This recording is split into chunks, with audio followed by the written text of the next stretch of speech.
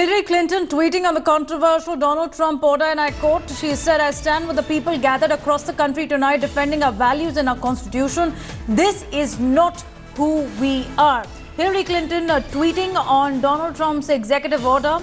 Within 7 days of his presidency, he's now passed an order banning entry of Muslims from 7 Muslim countries for 90 days. He's also blocked refugees from entering the United States for next 120 days. He will be reviewing the refugee policy for the United States, but there have been already protests against the Trump order. Interestingly, even as the politicians from Republican Party are yet to speak out against it. You've had protests outside the JFK airport where already around 11 detainees are present. A judge from New York has partially blocked the order, saying those in transit or who have arrived in the United States cannot be deported. However, they're not out of detention till now. So Hillary Clinton saying, "I stand with the people gathered across the country, defending our values and constitution." Going across to my colleague Smita and Puneet Ahluwalia, who's joining us right now. Puneet, first take us through what's the mood in the United States. How is this order being read? More chaos and confusion than clarity? Yeah, from my perspective and the Republican perspective, I would say it's a fresh look at how we protect our nation. We're going to revamp our immigration policy and, importantly, look at how we protect our border and look at our national security in a very thorough fashion. And as for Hillary Clinton tweeting, Hillary Clinton and Obama are the reason why we have this refugee problem, because they left a vacuum in the entire Middle East and did not take a leadership role. And in their administration, they did not get a single refugee. So Mr. Ahluwalia, from Syria. a Republican perspective, I just want to understand what's the reasoning behind this order, because a lot of clarifications that we've got from the United States President Donald Trump, he said it's not against Muslim, it's against the radical terror organizations. Well, first thing is, it's very clear, it is not a Muslim ban. It's basically the media and the democratic NGOs and funded organization making it into a Muslim ban. This is tied directly to countries which are conflict zones, which are jihadist, which are places where we can see terrorism coming and exporting out to other nations. And we're trying to find a way to find a better way to vet these people coming to our nations. Okay, Mr. Ahluwalia, if that is the case, then why is it that Pakistan is not on the list? Pakistan, where Osama bin Laden was finally discovered and neutralized, why is it not on the list? Saudi Arabia not on the list as well?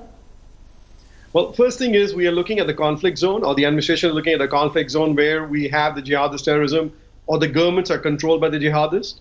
And that's what exactly you answer my question. This is not a Muslim ban, because you have the 3 largest population of Muslims in India, Indonesia, and Pakistan, and including Saudi Arabia. So this is more looking at export of terrorism coming into our nation and protecting our borders, and finding a process in the next 90 days to vet the people who are coming to our country and make our country and our border secure.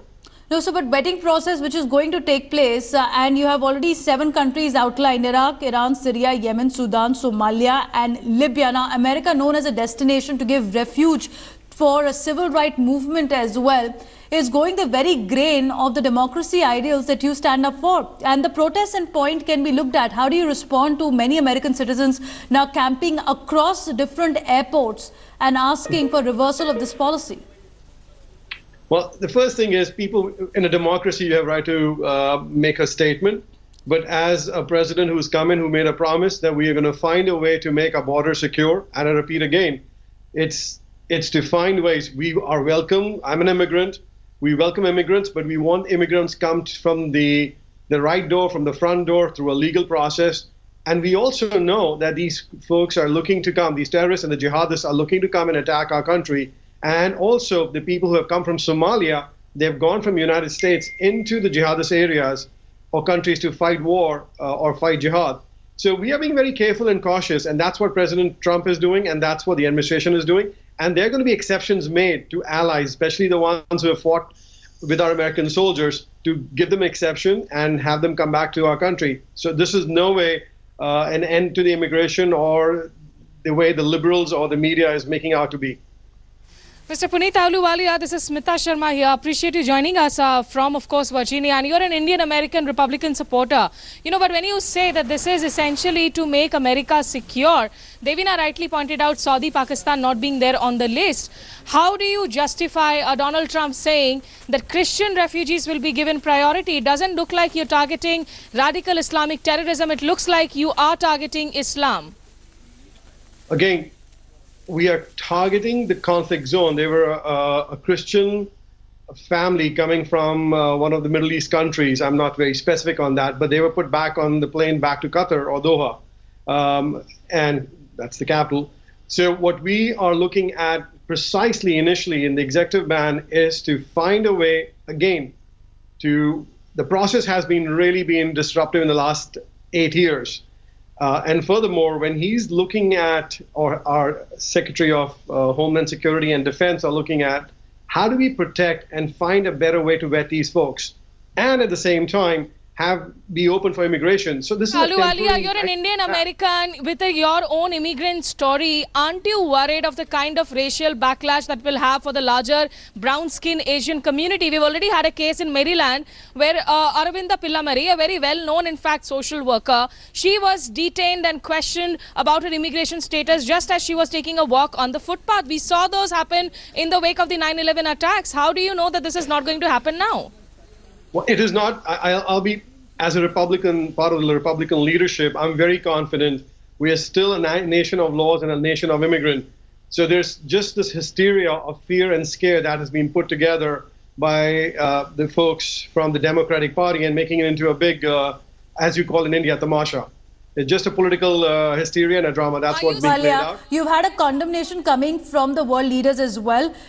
Canadian Prime Minister has said that we stand for diversity and refugees are welcome. And so do we have an open door policy. When the others are closing the doors, they are welcome in our country. You've had France and Germany also speaking in one voice against this, what cannot be denied as a xenophobic step.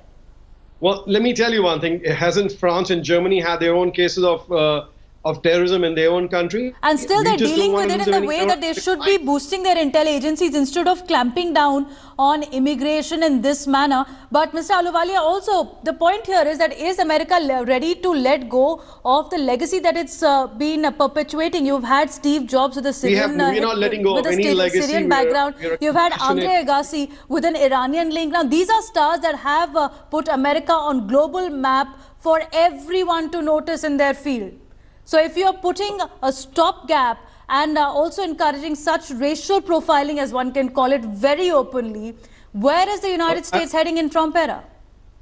Well, I'll tell you one thing. American soldiers have laid lives in world wars and in other fights to protect the entire democracy in the entire world. So let me not hear that we've been put on the map by certain people who have given, American soldiers have given their life with blood.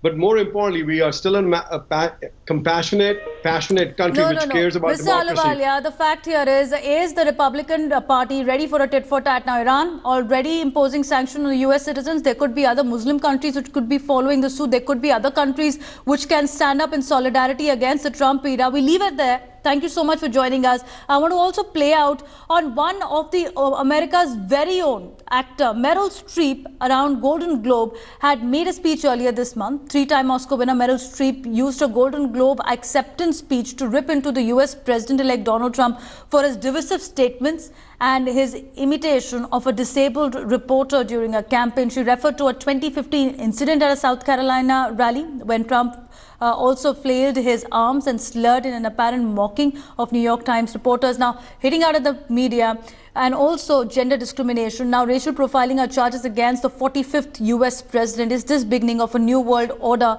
with America taking few steps backward? But there was one performance this year that stunned me. It sank its hooks in my heart. Not because it was good. There was nothing good about it. But it was effective and it did its job. It made its intended audience laugh and show their teeth. It was that moment when the person asking to sit in the most respected seat in our country imitated a disabled reporter, someone he outranked in privilege, power, and the capacity to fight back. It kind of broke my heart when I saw it, and I still can't get it out of my head because it wasn't in a movie. It was real life. And this instinct to humiliate, when it's modeled by someone in the public platform, by someone powerful. It filters down into everybody's life because it kind of gives permission for other people to do the same thing. Disrespect invites disrespect. Violence incites violence. When the powerful use their position to bully others, we all lose.